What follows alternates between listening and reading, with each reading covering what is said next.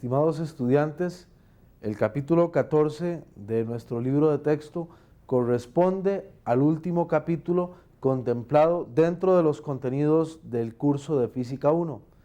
En este capítulo 14 básicamente estudiaremos la ley de la gravitación universal propuesta por Newton en 1686.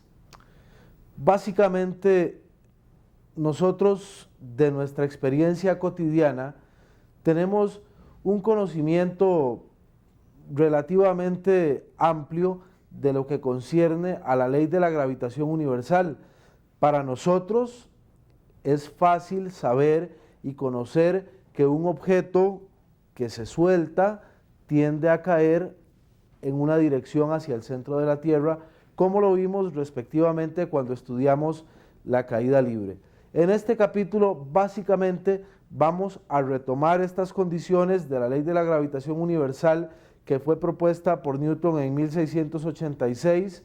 Vamos también a hacer y a relacionar la ley de la gravitación universal con las leyes del movimiento de los planetas propuestas por Kepler.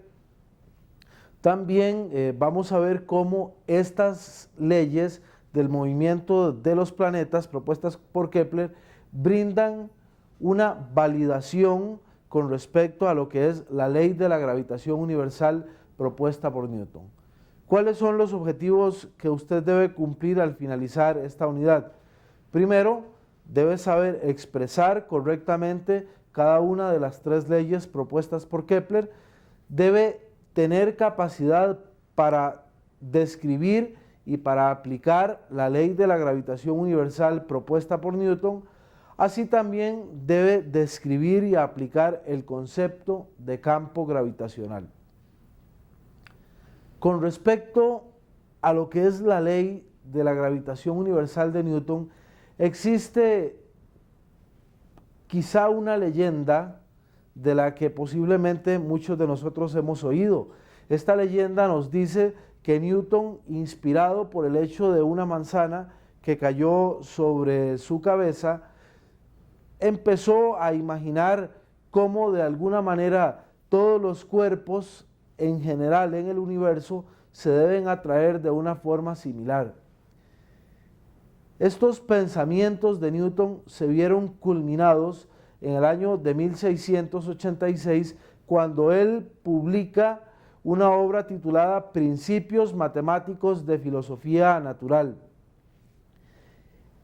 En esta obra que publica Newton en este año de 1686, él básicamente lo que hace es enunciar que la ley de fuerza que gobierna el movimiento de los planetas es exactamente la misma que atrae una manzana que cae hacia el centro de la Tierra. Esta ley de la gravitación universal propuesta por Newton establece que la fuerza entre dos partículas de masa m es directamente proporcional al producto de sus masas e inversamente proporcional a la distancia de separación entre ellas al cuadrado.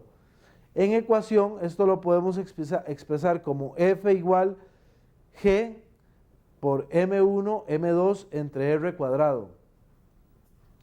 En esta ecuación, G recibe el nombre de constante universal de la gravitación, cuyo valor es 6.672 por 10 a la menos 11 newtons metros al cuadrado sobre kilogramos al cuadrado. Si esta ecuación que nosotros acabamos de ver hace unos instantes la expresamos vectorialmente, nos damos cuenta que entre M1 y M2 hay fuerzas mutuas, o sea, M1 ejerce una fuerza a M2 y M2 ejerce una fuerza a M1. Vectorialmente, estas fuerzas que se ejercen entre las masas 1 y 2 forman lo que se llama un par de fuerzas o un par de fuerzas de acción y reacción. ¿Por qué? Porque la fuerza que le ejerce la masa 1 a la masa 2 es exactamente igual a la fuerza que le ejerce la masa 2 a la masa 1, solo que con direcciones opuestas. Otro hecho importante concerniente con la ley de la gravitación universal es el considerar una masa de simetría esférica. Por ejemplo, un planeta, por ejemplo el Sol, por ejemplo un satélite como nuestra Luna. Básicamente son masas cuya simetría es esférica. Bajo estas condiciones, la ley de la gravitación universal indica que estas masas con simetría esférica pueden ser consideradas como una masa puntual donde la masa total de esta esfera está exactamente distribuida o ubicada en el puro centro de esta esfera. Vamos a aplicar, resolviendo un problema, estas ecuaciones sencillas que acabamos de ver con respecto a la ley de la gravitación universal.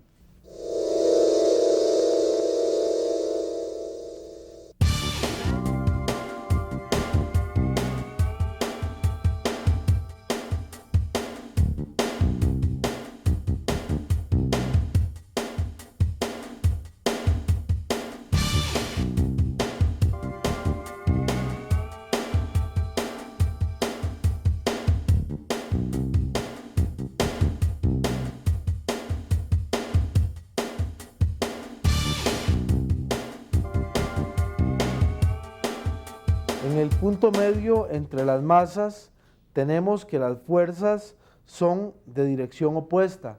Si nosotros utilizamos la expresión F igual G por M1, M2 entre D cuadrado, tenemos entonces en el punto medio D va a ser igual a 0.2 metros. Podemos sacar la G, que es la constante de gravitación universal, a factor común. Sumando las fuerzas tendríamos G, factor común de 50 por 500 entre 0.2 al cuadrado menos 50 por 200 entre 0.2 al cuadrado. Realizando esta operación y multiplicando por el correspondiente valor de la constante de gravitación universal, tenemos que la fuerza neta es igual a 2.5 por 10 a la menos 5 newtons y está dirigida hacia la masa de 500 kilogramos. Para el punto B vamos a indicar que sea R la distancia a la masa de 500 kilogramos. Como la fuerza debe ser igual a 0, esto significa que cada una de las fuerzas deben ser iguales. Tenemos entonces que F1 menos F2 debe ser igual a 0, o sea, F1 igual a F2. Utilizando la ecuación de la gravitación universal, se tiene G por 50 por 200 dividido entre 0.4 menos R al cuadrado debe ser igual a G por 500 por 50 entre R cuadrado. Como G aparece a ambos lados del igual, podemos cancelar. El 0.4 menos R cuadrado lo pasamos a multiplicar a la derecha y el R cuadrado lo pasamos a multiplicar a la izquierda. Ustedes pueden ver que realmente estamos ante la presencia de una ecuación cuadrática que se puede resolver utilizando la fórmula del discriminante. Si resolvemos esta ecuación cuadrática, vamos a tener que R es igual a 0.245 metros. Bueno, tal vez en este momento ustedes se preguntarán, ¿y cómo se hizo para poder determinar un valor para la constante de gravitación universal? En 1768, un físico llamado Henry Cavendish diseñó un ingenioso aparato, algo similar a una balanza de torsión, donde él colocaba unas masas de un tamaño considerablemente grande, luego a través de un hilo metálico suspendía unas masas más pequeñas que tenían la posibilidad de girar. Él, a través de un sistema de espejos, podía medir con cierta facilidad el ángulo que giraban estas masas más pequeñas que estaban suspendidas, y ese ángulo de giro era proporcional a la fuerza gravitacional que se ejercía en estas masas. Si él conocía el valor de las masas, conocía la distancia de separación, lo que hizo fue despejar de la ecuación de gravitación universal que había puesto Newton y determinar el valor de la constante de gravitación universal. Bueno, ya con estos conceptos y con estas consideraciones importantes con respecto a lo que es esta ley de gravitación universal, a cómo se determinó la constante de gravitación universal medida por Cavendish, vamos a tener lo siguiente. Recordemos cómo fue que en el capítulo número 5, cuando estuvimos discutiendo acerca de las leyes del movimiento, habíamos definido que para un objeto de masa m, su peso era igual al producto de la masa multiplicado por la aceleración gravitacional.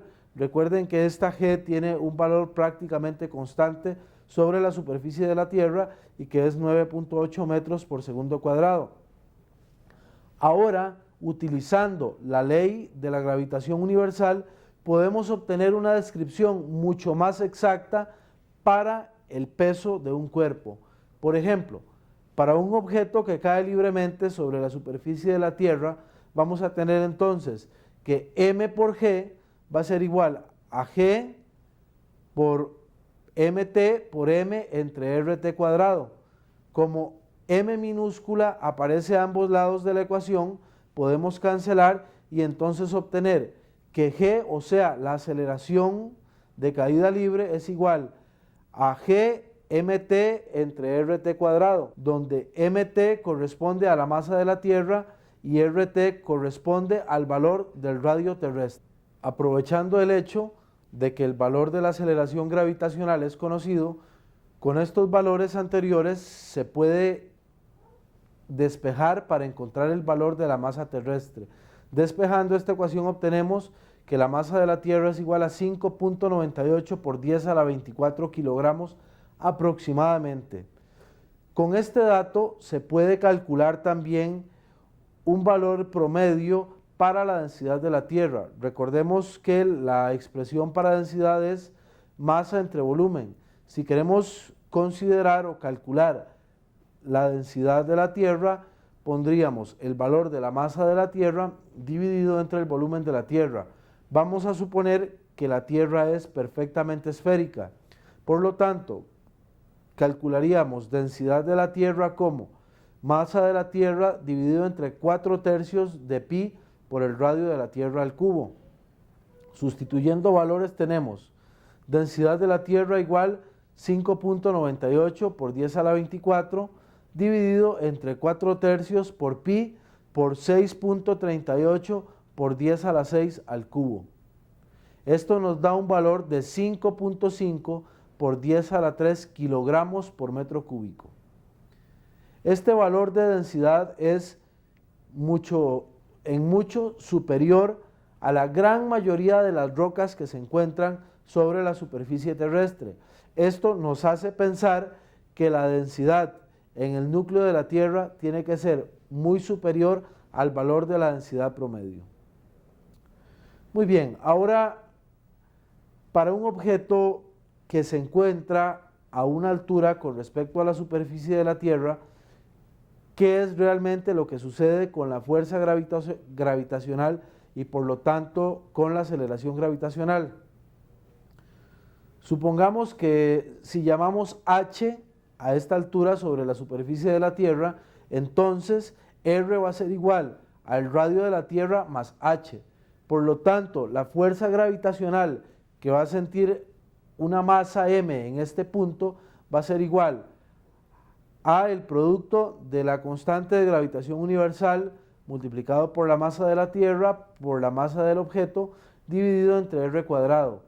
Pero si sustituimos a r cuadrado por rt más h, tendríamos fuerza gravitacional igual g por masa de la Tierra por masa del objeto dividido entre el radio de la Tierra más h al cuadrado. Vean que de esta última expresión nosotros podemos obtener un valor de la aceleración gravitacional para alturas que ya no serán la superficie de la Tierra.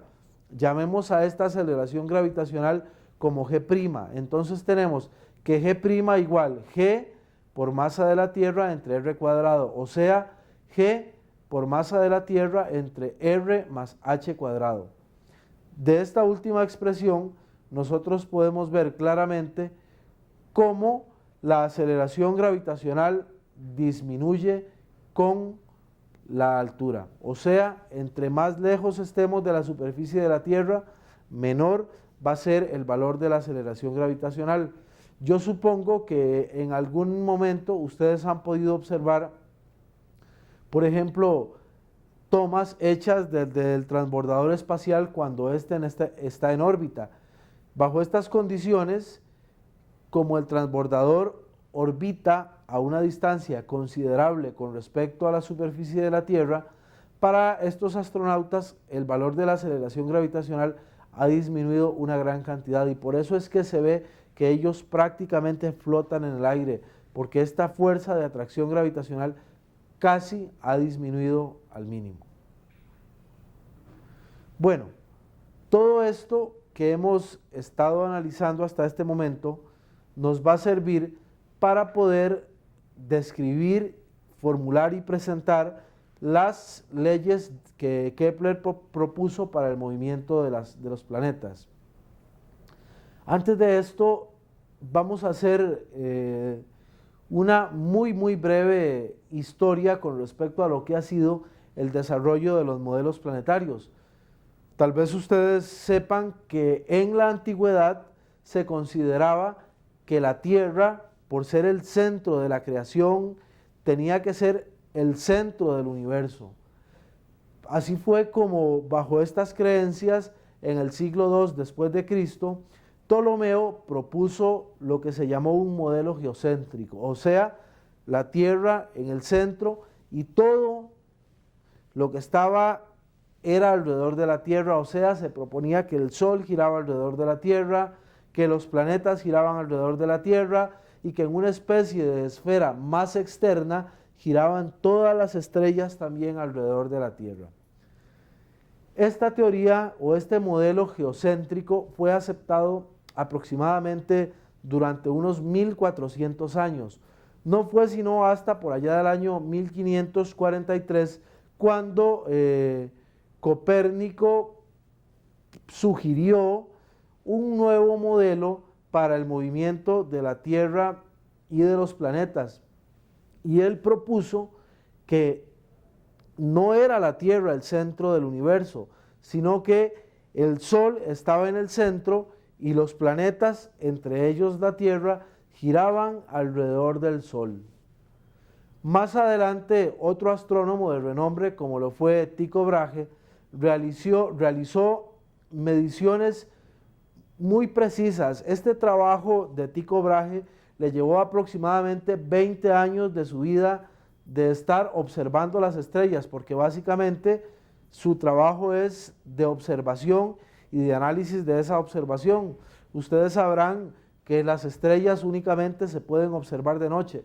Entonces, Tycho Brahe sacrificó aproximadamente 20 años de su vida observando el cielo durante las noches para poder realizar toda una serie de mediciones y proporcionar realmente una prueba rigurosa alternativa también para el movimiento del sistema solar.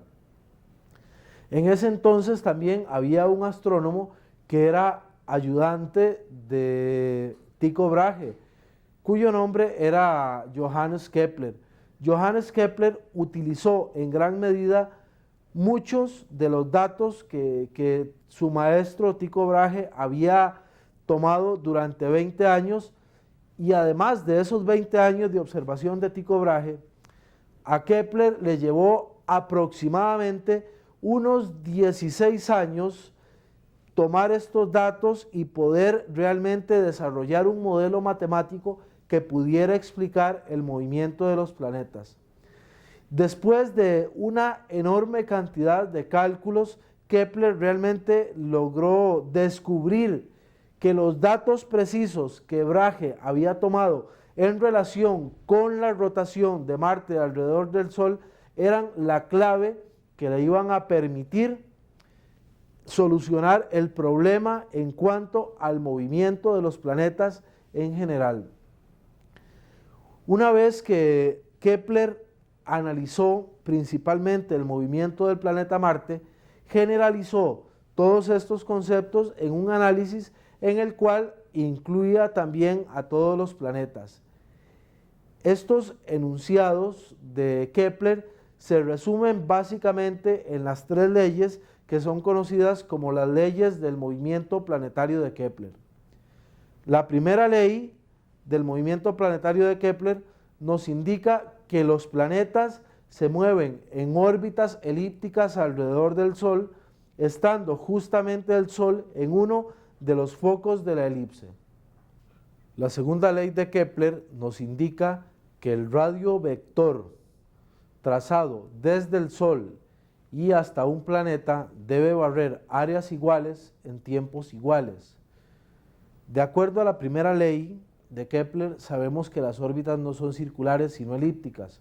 Por lo tanto, la segunda ley nos hace ver que la velocidad orbital de un planeta alrededor del Sol no siempre es igual.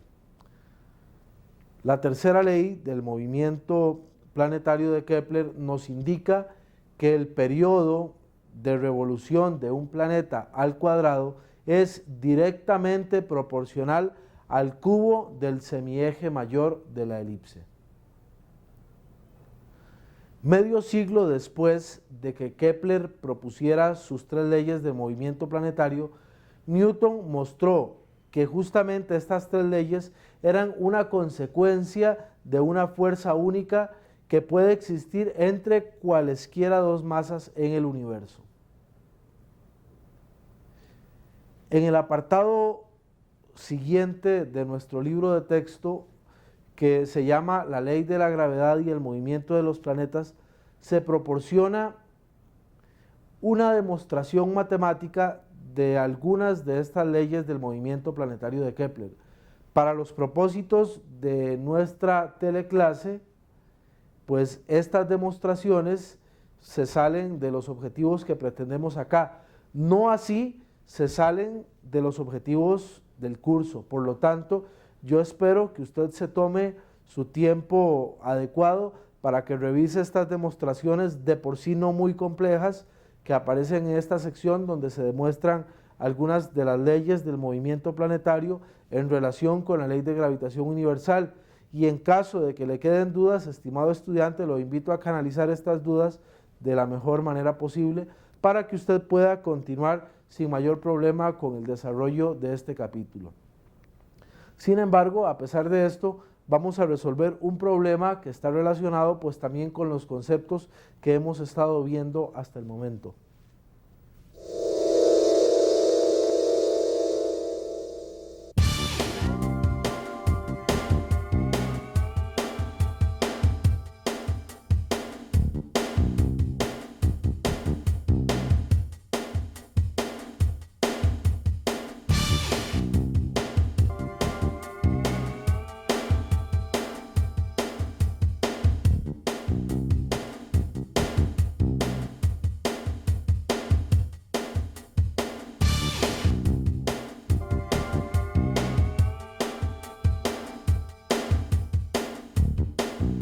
Para que este sistema binario se mantenga girando bajo las condiciones que acabamos de enunciar, se debe cumplir que la fuerza gravitacional debe ser igual a la fuerza centrípeta.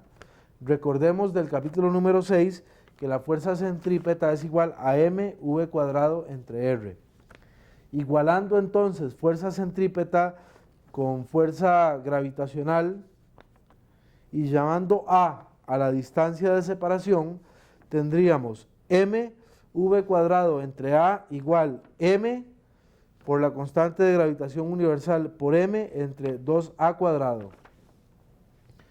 Recordemos que para una órbita circular la velocidad está dada como 2πa entre t, donde t es el periodo. Si nosotros sustituimos esta expresión en la ecuación anterior, vamos a obtener 2πa entre t al cuadrado por 2a cuadrado sobre a por g igual a m. Sustituyendo todos los valores, porque aquí en el problema tenemos los valores suficientes, tenemos que la masa es igual a 12.6 por 10 a la 31 kilogramos. Esta masa es aproximadamente igual a 63 veces la masa del Sol. Este sistema binario o estas estrellas que conforman el sistema binario de Plaskett están dentro de las estrellas más grandes conocidas en el universo. Bueno, y ahora con estos conceptos también podemos llegar a un concepto un poco más general, que es el concepto de campo gravitacional. Cuando Newton propuso sus teorías escritas en el libro que les había citado anteriormente, para sus contemporáneos fue en cierta manera difícil de aceptar el hecho de que podían existir fuerzas a distancia, de cómo una masa que estaba por aquí, a una distancia grande, si consideramos la distancia entre los planetas, que estaba por acá, se podían atraer una fuerza mutua entre ellas sin necesidad de contacto. Hasta el tiempo de Newton se tenía la idea de que las fuerzas únicamente podían existir a través de un contacto. Por ejemplo, si yo voy a darle un golpe a una bola de fútbol, estoy ejerciendo un contacto directo entre el pie y la bola de fútbol. Eso era la concepción de fuerzas en la época de Newton, pero él está proponiendo fuerzas que actúan a lo largo de la distancia. Sin embargo, Newton lo que hace, pues, para que sus teorías sean vistas de una manera relativamente más fácil, él plantea una manera alternativa de visualizar esto, y es a través del concepto de campo. Y Newton dice que el campo gravitacional es una especie de perturbación en el espacio que cubre cada punto alrededor de una masa, y que por lo tanto nosotros podemos situar masas puntuales o masas de prueba alrededor de una masa estándar y poder determinar cómo o cuál es el valor de este campo gravitacional. Entonces se tiene por definición que el campo gravitacional es igual a la fuerza gravitacional entre m, o sea, G igual fuerza gravitacional entre m, donde m es la masa de prueba que vamos a ir colocando en los alrededores del lugar donde existe esta perturbación en el espacio llamada campo. Bajo estas condiciones vemos cómo realmente la aceleración de la gravedad, que es la que atrae a los cuerpos, de una manera más general nos abre un concepto de campo gravitacional, o sea, en cada punto del espacio alrededor de una masa existe una perturbación que hace que si yo coloco una masa en ese punto tienda a acercarse con un valor determinado de aceleración hacia la masa que está produciendo la perturbación en el espacio. Resolvamos un nuevo problema para dejar claro este concepto.